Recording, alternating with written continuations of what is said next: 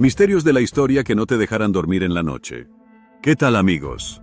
Como saben, en este canal nos gustan los misterios, datos curiosos, extraños perturbadores o hasta teorías conspirativas, pero esta vez hablaremos de misterios del mundo real. ¡Vamos allá! Hano el Navegante y el misterio de los gorila, una expedición antigua que rozó lo fantástico. Este relato es quizás uno de los más curiosos y entretenidos de la historia antigua, aunque pueda sonar como una anécdota menor dentro del gran compendio de la exploración humana. En realidad, es un ejemplo fascinante de cómo el mundo antiguo estaba lleno de maravillas, misterios y un buen sentido del humor involuntario.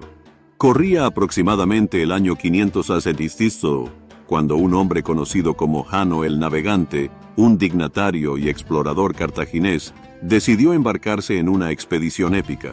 Cartago, la poderosa ciudad-estado ubicada en lo que hoy es Túnez, era una superpotencia comercial del Mediterráneo. Sus barcos surcaban mares que otros pueblos apenas se atrevían a bordear, y su conocimiento naval rivalizaba incluso con el de los griegos. En ese contexto, Hano se propuso ir más allá de los límites conocidos. Quería pasar por el legendario estrecho de Gibraltar, conocido en la antigüedad como las Columnas de Hércules, y aventurarse en las aguas del desconocido Océano Atlántico. Su objetivo era fundar colonias, expandir el comercio y, por supuesto, explorar lo inexplorado. Organizó una flota de al menos 60 barcos según algunas fuentes, aunque se acepta comúnmente que eran 6 grandes navíos principales, cargados con marineros, soldados, colonos, provisiones y animales. Este viaje, recogido en un manuscrito conocido como el Periplo de Hano, llevó a navegar a lo largo de la costa occidental de África, pasando por Marruecos, Senegal y posiblemente hasta lo que hoy conocemos como el Monte Camerún, un volcán activo imponente que probablemente desconcertó y asombró a los navegantes antiguos. Pero entre todos los episodios narrados en su periplo, hay uno que ha fascinado a historiadores, zoólogos y amantes de lo insólito por igual: el encuentro con los gorila. Según el relato, en una de las islas frente a la costa africana, probablemente en las cercanías del Golfo de Guinea, Hano y su tripulación se toparon con unos seres sumamente agresivos, cubiertos de pelo y de aspecto salvaje. Intentaron capturarlos, pero resultaron ser tan violentos que solo lograron matar a 3 hembras, a quienes les arrancaron la piel para llevarla como trofeo a Cartago. Los intérpretes locales los llamaban gorilla, un término que, sorprendentemente, sobrevivió milenios para convertirse en la palabra científica moderna que usamos para este gran simio. La historia es tan increíble que, durante siglos, se debatió si era pura mitología, exageración de marineros supersticiosos o una observación real. ¿Qué eran esos gorila? Esta es la gran pregunta que ha alimentado la imaginación de generaciones de académicos y curiosos. Algunas teorías sugieren que Hano pudo haber avistado tribus humanas poco conocidas, tal vez con una apariencia peculiar debido a adornos, cicatrices rituales o condiciones genéticas raras. Otros piensan que, de hecho, se trataba de chimpancés o gorilas occidentales, animales que fácilmente pueden parecer personas salvajes, si uno nunca ha visto uno. Curiosamente, los gorilas sí lanzan piedras, y los grupos suelen estar liderados por un macho dominante rodeado de varias hembras, coincidiendo con lo que describió Hano. Además, su fuerza, su agresividad al sentirse amenazados y su aspecto imponente encajarían perfectamente con la descripción de los cartagineses. Lo que resulta particularmente asombroso es que este relato podría representar el primer contacto documentado entre seres humanos civilizados y grandes simios africanos. Si es cierto, estamos ante uno de los primeros registros etnográficos zoológicos de la historia, con más de 2500 años de antigüedad. La historia detrás del mito El Periplo de Hano fue originalmente inscrito en tablillas de bronce y expuesto en un templo cartaginés, según cuenta el historiador griego Plinio el Viejo. Desafortunadamente, el texto original se perdió con la destrucción de Cartago en el siglo I, pero fue citado y preservado en parte por autores griegos y romanos. Esto también nos recuerda lo frágil que es la historia. ¿Cuántos relatos increíbles, descubrimientos y encuentros como este se han perdido para siempre por culpa de guerras, incendios o la simple indiferencia del tiempo? ¿Un relato exagerado? o prueba de una mente científica? Aunque muchos ven el relato como una mezcla de mito y exageración, otros lo interpretan como el reflejo de una curiosidad científica protonaturalista. Ano no solo conquistaba o comerciaba, documentaba, observaba, preguntaba. Delicados como arrancar pieles de criaturas desconocidas, su mentalidad exploradora no dista mucho de la de los naturalistas del siglo XIX. Así que la próxima vez que visites un zoológico o veas un documental sobre gorilas, piensa que quizá el primer europeo en ver a uno no fue un explorador victoriano con sombrero de corcho, sino un cartaginés bronceado, vestido con túnicas, que miró a la selva y se preguntó, ¿qué demonios es eso? Y si Colón ya sabía, el misterio detrás del accidente que cambió el mundo. La historia oficial que nos contaron en la escuela es clara. Un navegante genovés testarudo, con ideas poco convencionales, convenció a los reyes católicos de que podía llegar a Asia navegando hacia el oeste. Su cálculo era erróneo, subestimó el tamaño real del planeta, pero, por pura suerte, terminó chocando con un continente desconocido. Así, en un giro casi cómico del destino, cambió la historia de la humanidad. Pero, ¿y si no fue un accidente? Durante siglos, una teoría alternativa ha rondado los márgenes de la historia académica. La idea de que Cristóbal Colón no estaba equivocado, que sabía perfectamente lo que hacía, y que su supuesto error de cálculo era parte de una jugada mucho más inteligente y secreta de lo que nos imaginamos. Un marinero cualquiera, que sabía demasiado. Colón no era un improvisado. No era solo un marinero con sueños imposibles. Antes de 1492, ya era uno de los navegantes más experimentados de Europa Occidental. Había trabajado tanto para genoveses como para mercaderes portugueses, acumulando décadas de experiencia por el Atlántico Oriental. Según algunas fuentes, incluso viajó tan al norte como Islandia, territorio que en ese entonces aún recordaba los viajes vikingos hacia una tierra lejana. También se casó con la hija del gobernador de Madeira, uno de los archipiélagos más estratégicos del Atlántico. Allí, escuchó decenas de historias y no solo leyendas sobre tierras al oeste. Tierra firme, habitada. Una de estas leyendas hablaba de Antilla, una isla mítica y rica que supuestamente se encontraba en medio del océano. Pero esto no era solo folclore de taberna. En 1487, 5 años antes del viaje de Colón, dos navegantes portugueses, João do Estreito y Fernando de Ulmo, pidieron autorización al rey Juan II de Portugal para organizar una expedición privada y encontrar esa isla. Prometieron financiar todo ellos mismos a cambio de ser sus gobernantes si lograban hallarla. ¿El resultado? Desaparecieron sin dejar rastro. Conocimiento prohibido. Colón estaba perfectamente conectado con los círculos navales portugueses, donde se hablaban de estas cosas. Era parte del mundo real del mar, el que intercambiaba mapas secretos, observaba corrientes oceánicas, interrogaba a pescadores y compartía rumores entre capitanes. No hay duda de que sabía de Antilla, de las tierras verdes avistadas al oeste por balleneros, de las historias que venían desde Islandia y los archipiélagos atlánticos. Y luego está el testimonio de Gonzalo Fernández de Oviedo, cronista oficial de la corte española. Oviedo afirmaba que Colón ya tenía información directa sobre tierras occidentales y que nunca tuvo la intención real de llegar a Asia. También recoge un relato fascinante, el de un piloto español anónimo, que según algunos naufragó en América antes de 1492, sobrevivió y logró volver. Herido de muerte, contó lo que vio y se lo confió todo a Colón. Descripciones, corrientes, incluso mapas. ¿Pura leyenda? ¿O el eslabón perdido que explicaría cómo Colón parecía navegar con tanta certeza hacia lo desconocido? Mentiras necesarias, títulos eternos. Y aquí viene lo más curioso.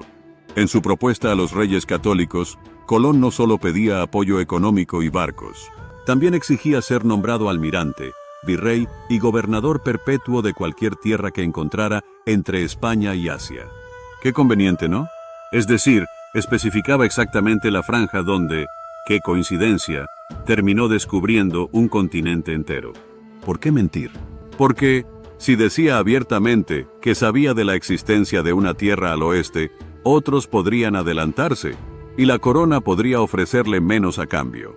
Si convencía a los reyes de que era un tiro en la oscuridad, la gloria sería solo suya. Y por un tiempo lo fue. Obtuvo los títulos, los privilegios, el control de vastos territorios.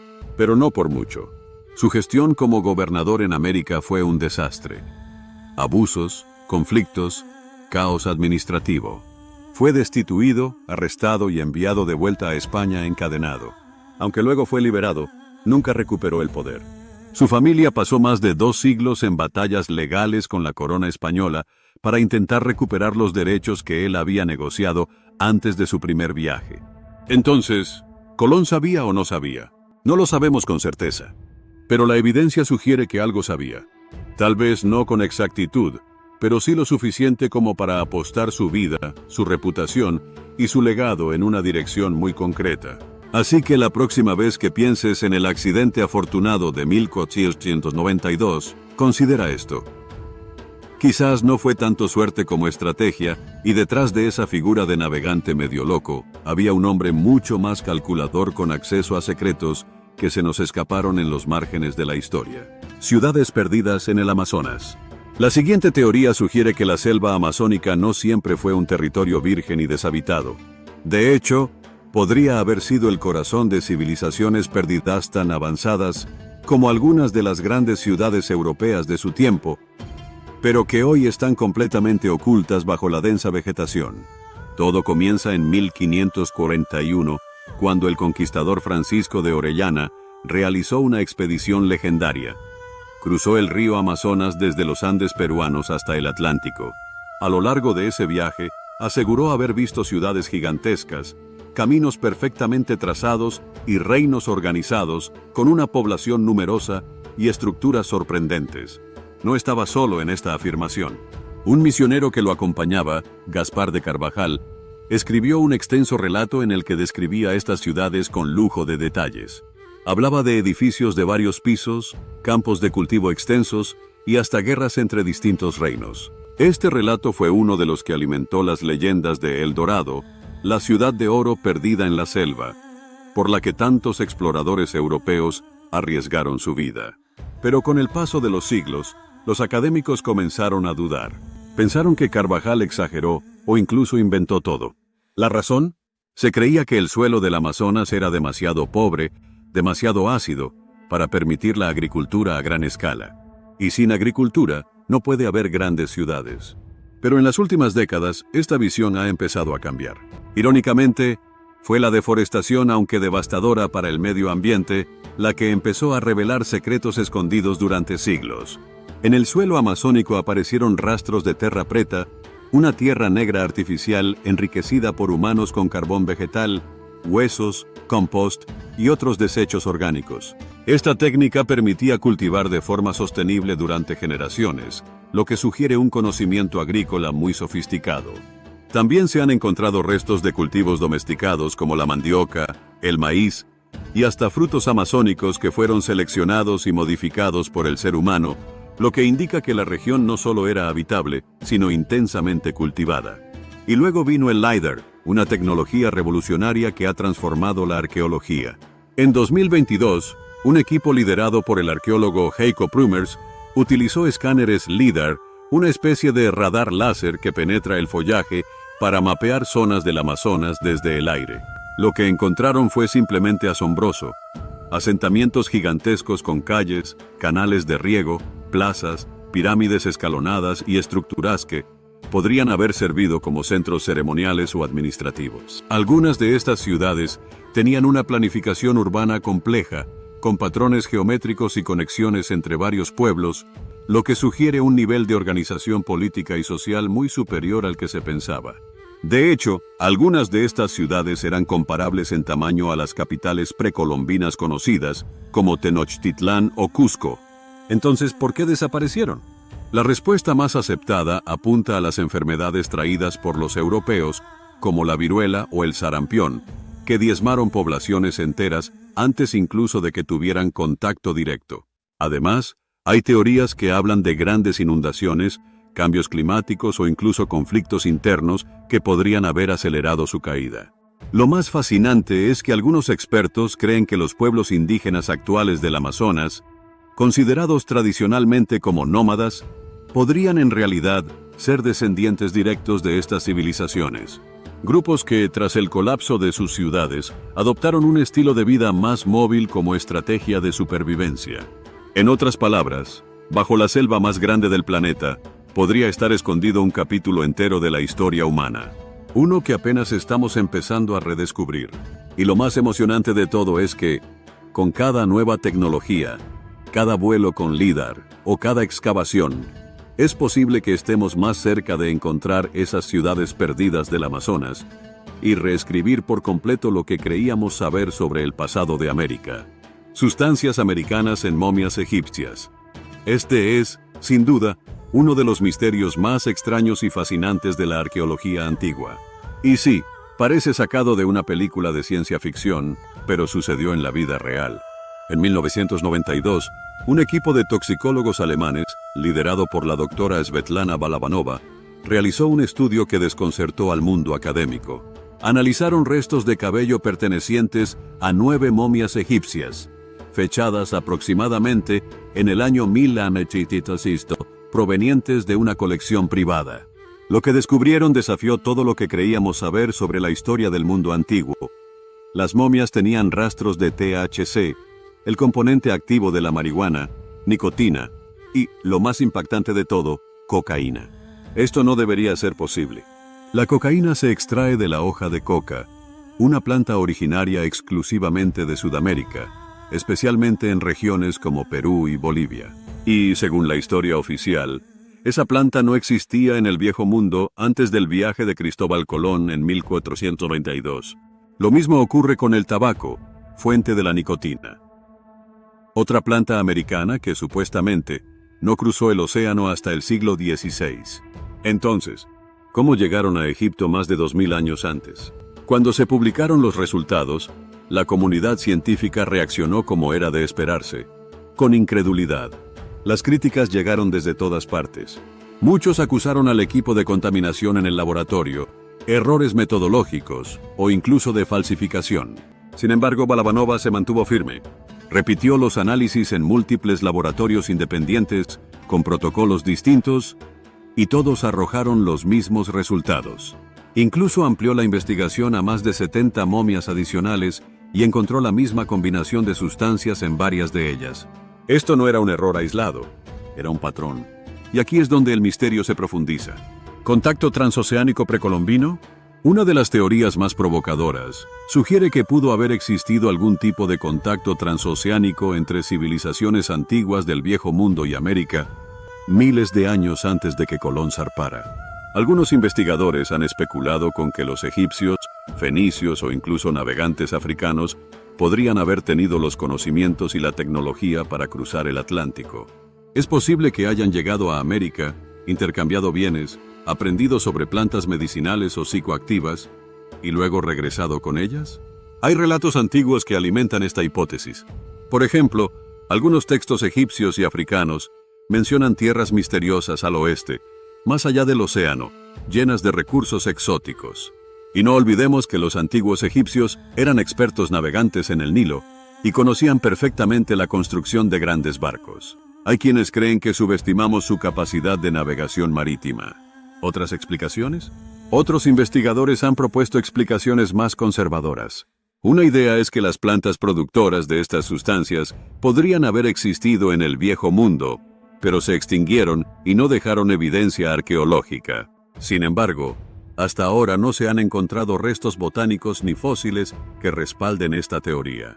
También se ha intentado explicar la nicotina con la presencia de otras plantas, como la berenjena o algunas solanáceas africanas, que contienen trazas de nicotina. Pero el problema es que los niveles encontrados en las momias eran muy elevados, mucho más de lo que esas plantas podrían producir de forma natural. Y con la cocaína, la situación es aún más complicada. No existe ninguna planta fuera de América que contenga esa sustancia en niveles detectables. Una red de comercio global olvidada. Algunos autores alternativos y teóricos independientes han ido aún más lejos. Proponen que la humanidad pudo haber estado más conectada en la antigüedad de lo que imaginamos, con rutas marítimas que unían continentes miles de años antes de lo que la historia oficial admite.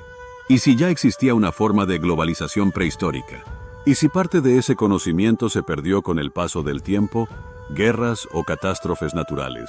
Incluso hay quienes relacionan este misterio con otras anomalías arqueológicas, como las similitudes entre las pirámides egipcias y las mesoamericanas, o la precisión astronómica de pueblos separados por océanos y milenios. Entonces, ¿qué significa todo esto? Hasta el día de hoy, no hay una explicación definitiva. Pero una cosa está clara. Este descubrimiento pone en duda muchas certezas históricas. Si momias egipcias contienen rastros de sustancias que solo se encuentran en América, entonces quizás la historia que nos contaron no está completa. Y esa es tal vez la parte más emocionante, porque abre la puerta a un sinfín de preguntas. ¿Qué otros secretos están ocultos en los museos, tumbas y archivos olvidados? ¿Cuántas veces hemos subestimado las capacidades de las civilizaciones antiguas? ¿Y cuántos descubrimientos como este han sido ignorados, desacreditados o incluso ocultados? Quizá, la verdadera historia de la humanidad no es lineal, ni simple. Quizá es mucho más profunda, misteriosa y alucinante de lo que jamás imaginamos.